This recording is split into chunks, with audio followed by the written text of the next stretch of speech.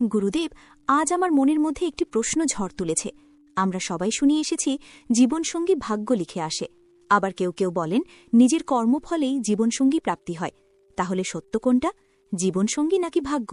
যাকে বিয়ে করি হয়তো সেই কি প্রকৃত সঙ্গী, নাকি জীবনের পথে দুর্বল সময়ে যে আলোক দেয় সেই প্রকৃত সহযাত্রী? যদি বিবাহ প্রেমহীন হয়, যদি সামাজিক চাপে ঘটে যায়, তাহলে সেটা কি কেবল ভাগ্যের লেখা, নাকি আমাদের পূর্বজন্মের কর্মের ফল?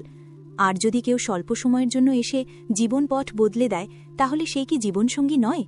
গীতা, বেদ, উপনিষদ, শিব পুরাণ, বিষ্ণু পুরাণ এবং সনাতন ধর্মের আলোর মধ্যে এই রহস্য কিভাবে উদ্ঘাটিত হয় গুরুদেব? আমার অন্তরাজ উত্তর চায়। হে কন্যা, তোমার প্রশ্ন শুধুমাত্র একজন নারীর প্রশ্ন নয়, এটি মানবজাতির সহস্রাব্দ প্রাচীন জিজ্ঞাসা। জীবনসঙ্গী নাকি ভাগ্য, এই দ্বন্দ্ব বুঝতে হলে প্রথমে কর্ম ও ধর্মের সূত্র বুঝতে হবে। শ্রীমদ্ ভাগবত গীতায় শ্রীকৃষ্ণ অর্জুনকে বলেন যে কর্ম হল মানুষের অধিকার, ফল নয়। অর্থাৎ মানুষ তার বর্তমান কর্ম দ্বারা ভবিষ্যৎ গঠন করে, কিন্তু ফল যাহা প্রাপ্ত হয় তা সঞ্চিত কর্মের সমষ্টি। এই সঞ্চিত কর্মই ভাগ্য নামে ধারণা করে হয়। অতএব যাকে তুমি জীবনসঙ্গী বলছ তা সহজেনই কেবল এই জন্মের নির্বাচন নয়, বরং অসংখ্য জন্মের সংযোগ সূত্রের ফল। বেদে ঋষিরা বলেন ঋতমচা সত্যমচা। সৃষ্টিজগতে এক ঋত অর্থাৎ মহাজাগতিক শৃঙ্খলা রয়েছে, যার মধ্যে দাম্পত্য এক ধর্ম। বিবাহ কেবল দেহের সংযোগ নয়, এটি ধর্ম, অর্থ, কাম ও মোক্ষ চতুর্বিধ পুরুষার্থ সাধনের সহযাত্রা। শিবপুরাণে বর্ণিত আছে শিব ও পার্বতীর সংযোগ শুধুমাত্র প্রেমের নয়, তপস্যার ফল। পার্বতী দেবী সহস্র বছর তপস্যা করেছেন শিবকে প্রাপ্তির জন্য। এটা কি কেবল ভাগ্য? না, এটা তপস্যাজাত কর্মফল। বিষ্ণু পুরাণে বর্ণিত লক্ষ্মী নারায়ণের সম্পর্ক সমতা, ধর্ম ও পরস্পর পূরণের প্রতীক। অতএব জীবনসঙ্গী কেবল লিখিত ভাগ্য নয়, বরং কর্ম, সংস্কার ও আত্মার অভিযাত্রার সহচর। যদি বিবাহ প্রেমহীন হয়, তবে সেটা মানুষ্য সমাজের অজ্ঞানতার ফল, ধর্মের নয়।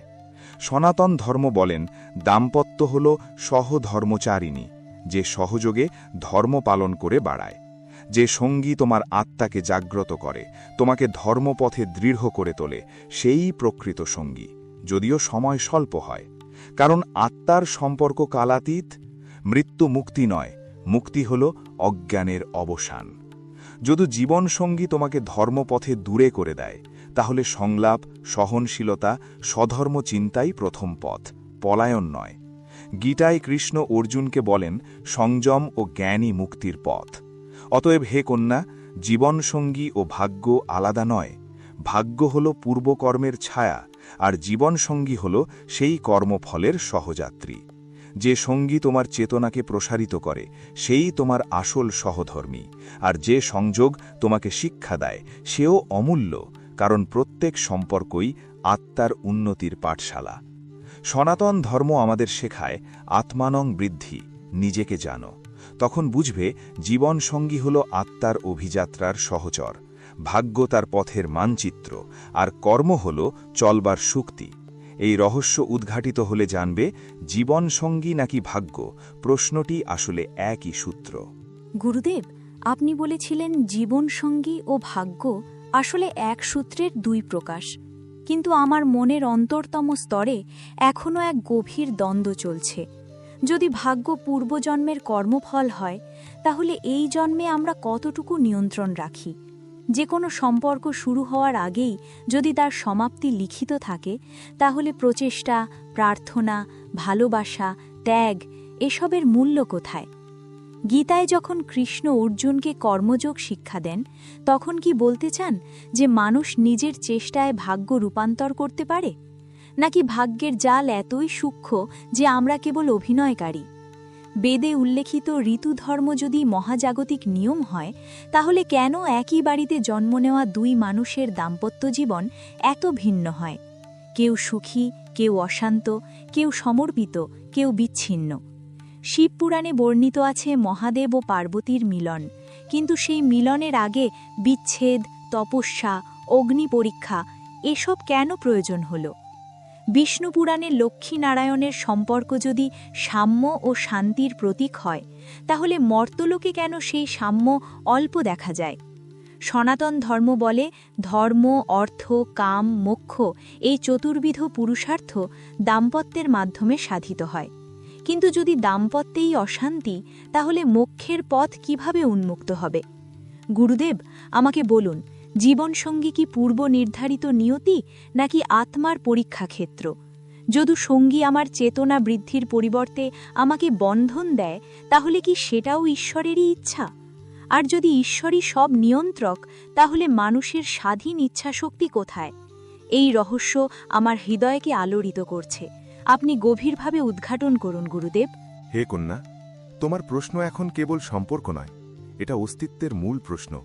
প্রথমেই বোঝো, সনাতন দর্শনে ভাগ্য অর্থে পূর্বকর্মের সঞ্চিত ফল, কিন্তু এটা চিরস্থির শৃঙ্খলা নয়।